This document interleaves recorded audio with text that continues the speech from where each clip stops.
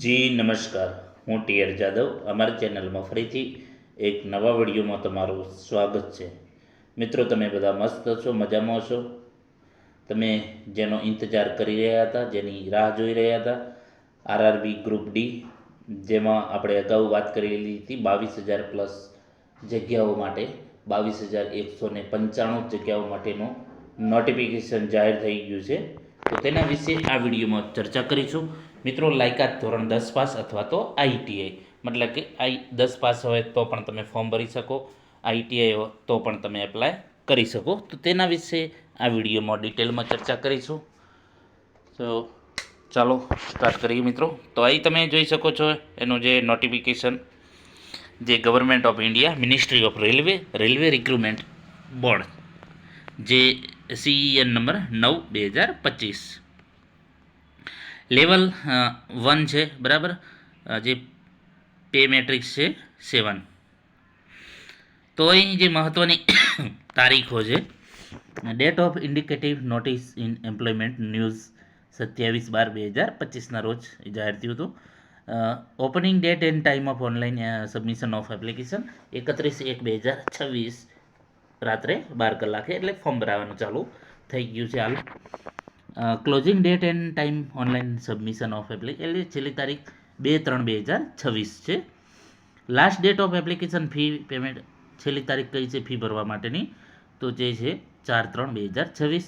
Date and time of modification windows for correction in application form with payment of modification fee, એટલે કે 5/3/2026 થી 14/3/2026. જે તમે કંઈ કરેક્શન છે, કંઈ ભૂલ કરી છે એપ્લિકેશન ફોર્મ ભરવામાં, તો સુધારા વધારા માટે, તો એ માટે તમારે ફી ભરવી પડશે. તો મિત્રો, ખાસ જ્યારે પણ તમે ફોર્મ ભરો છો તો કાળજીપૂર્વક, ચીવટપૂર્વક ભરજો, જેથી કરીને પ્રોબ્લેમ ના થાય. એટલે જો ના ખબર પડે તો 2 થી 3 વખત જે નોટિફિકેશન છે વાંચી લેજો. નોટિફિકેશન આપણી ટેલિગ્રામ ચેનલમાં તમને એ PDF મળી જશે. ટેલિગ્રામ ચેનલની લિંક પણ આપણે ડિસ્ક્રિપ્શનમાં મૂકી દઈશું, તો એમાં તમે જઈને એનું નોટિફિકેશન મેળવી શકશો. અથવા તો જે આરઆરબી અમદાવાદ, અલગ અલગ વેબસાઇટ, જેની જે વેબસાઇટ છે RRB recruitment, railway recruitment board, બરાબર, તો તેમાંથી પણ તમે મેળવી શકશો. Dates during which eligible scribe candidate must provide their scribe detail in the application portal. તો 15/3/2026 થી 19/3/2026ના રોજ જાહેર થઈ જશે. હવે વાત કરીશું ડિટેલ ઓફ વેકેન્સી જે છે 22,195 ટોટલ જગ્યાઓ છે, જે તમે જોઈ શકો છો. જેમાં એજ લિમિટની વાત કરીશું, 18 થી 33 વર્ષ. તમે મતલબ કે તમારે 18 થી 33 વર્ષ હોય તો તમે ફોર્મ ભરી શકશો. જે બિન અનામત, સોરી મિત્રો, અનામત જે કેટેગરીના ઉમેદવારોને છૂટછાટ છે એ હમણાં આપણે વાત કરીશું. 18,000 બેઝિક પગાર છે, અને બીજો અન્ય ભથ્થાઓ મળતા 25,000 થી 30,000 તમને મળવાપાત્ર છે. અને એના પછી તમારું સિલેક્શન થયા ગયા પછી અંદાજિત 8મો પગાર પંચ શાયદ લાગુ થઈ જશે, તો તમારો બેઝિક પગાર 50,000 થી 60,000 થઈ શકે, બરાબર. એટલે આ મહત્ત્વની 10 પાસ ઉપર જાહેરાત છે, તો ફોર્મ ભરી દેજો. અને અહીં તમને કંઈ કેન્ડિડેટ કંઈ તમને ક્વેરી હોય તો એ ક્વેરી રિલેટેડ તમે મેલ કરી શકશો, અથવા તો ફોન નંબર આપેલો છે એ પર તમે ફોન પણ કરી શકશો. સમય આપેલો છે 10 AM થી 5 AM, એટલે કે સવારે 10 થી 5 વાગ્યા સુધી તમે વર્કિંગ ડે, બરાબર, રજાઓના દિવસે નહીં તો ઘણા રજાના દિવસે રવિવારે પણ ફોન કરશે.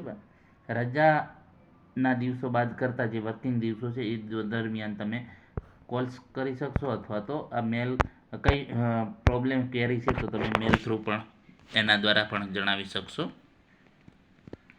વાત કરીશું જે સ્ટેજ ઓફ એક્ઝામ, બરાબર, તમારી CBT છે, એના પછી તમારું જે છે ફિઝિકલ ટેસ્ટ માટે બોલાવશે. તો ફિઝિકલ ટેસ્ટમાં અહીં જોઈએ, ફિઝિકલ એફિશિયન્સી ટેસ્ટ માટે 3 ગણા બોલાવવામાં આવશે, જેટલી જગ્યાઓ છે. એટલે અંદાજે 66,000+ લોકોને બોલાવવામાં આવશે, બરાબર. મેડિકલ જે ફિટનેસ સ્ટાન્ડર્ડ છે, તો મેડિકલ સ્ટાન્ડર્ડમાં તમે અહીં જોઈ શકો છો, જે આપેલું છે A2 A3 B1 C3 બરાબર. તો એ પ્રમાણે અહીં આપેલું છે. જે વેકેન્સી છે તો એ પ્રમાણે આપેલું છે. મેડિકલ સ્ટાન્ડર્ડ તો એનો પણ આપણે જોઈશું. જે વિઝ્યુઅલ એક્ટિવિટી અહીં તમે જોઈ શકો છો, ડિટેલ આપેલી છે. જો તમારે વધુ માહિતી માટે જોઈતી હોય તો આપણે અલગથી એક વિડીયો બનાવીશું, તો કોમેન્ટ બોક્સમાં જણાવજો.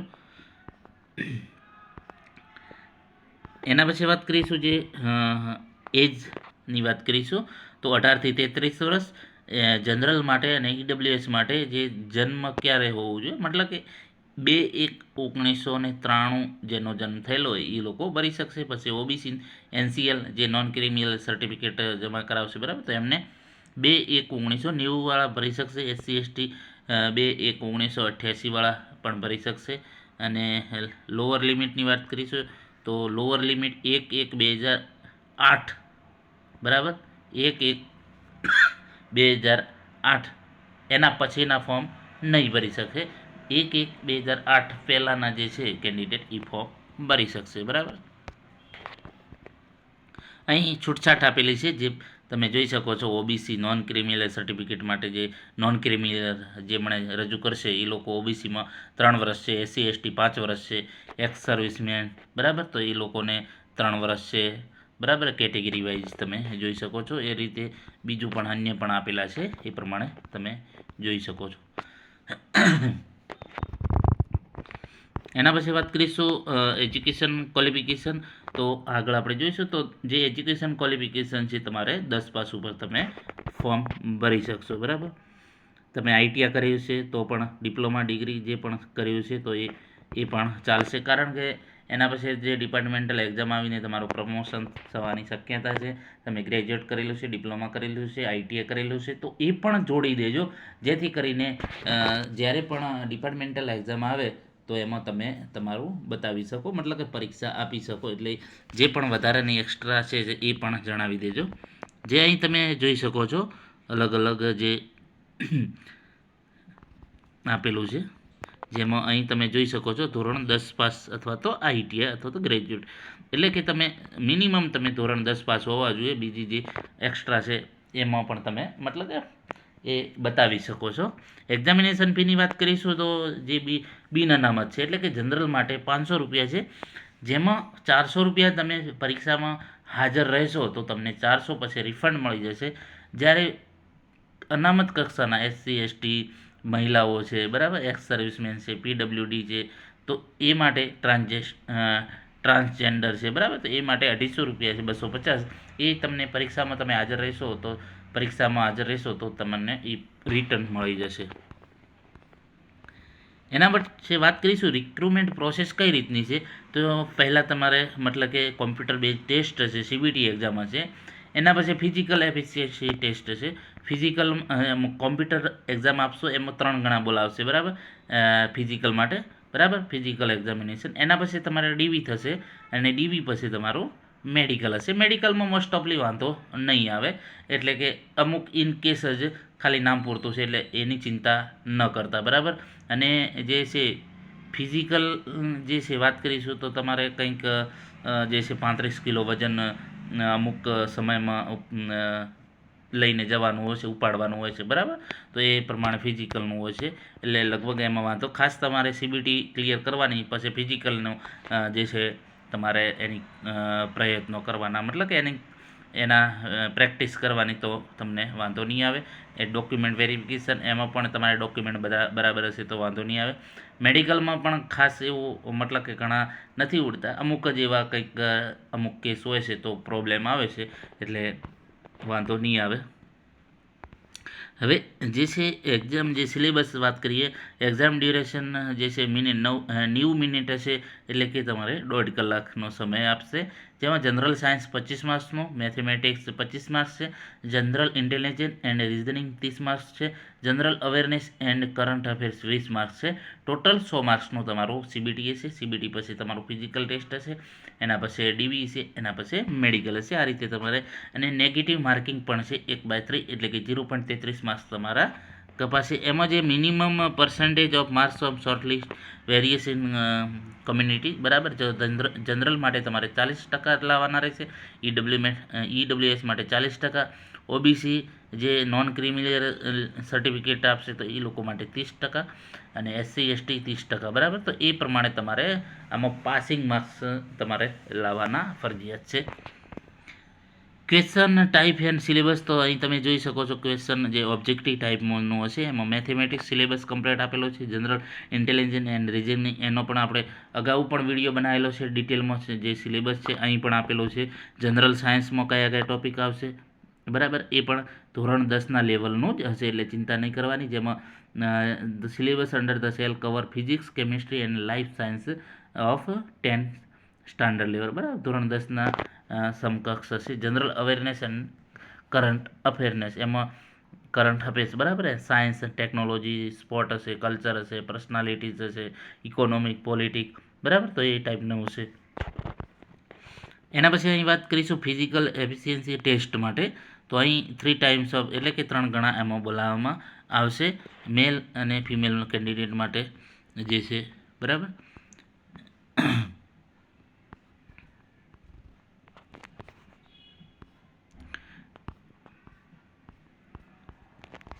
અહીં ડિટેલ ઓફ વેરિયસ અલગ અલગ RRB રેલવેની જે વેબસાઇટો છે, તમારે જેમાં પણ ફોર્મ ભરવું હોય એમાં તમે એપ્લાય કરી શકશો, બરાબર. અમદાવાદ, અજમેર છે, બેંગ્લોર છે, ભોપાલ છે, અલગ અલગ, બરાબર. એ પ્રમાણે એના અલગ અલગ બોર્ડ આપેલા છે જે રિક્રુટ અહીં જગ્યાઓ આપેલી છે, જે પ્રમાણે અહીં જે છે જે પણ જે જગ્યાઓ છે, બરાબર. તો એ પ્રમાણે અહીં એની ડિટેલ આપેલી છે, અને સંપૂર્ણ આનું જે છે નોટિફિકેશન જે છે એ નોટિફિકેશન આપણે જે છે ટેલિગ્રામ ચેનલમાં મૂકી દઈશું, જેથી કરીને તમે જોઈ શકશો તમામે તમામ માહિતી.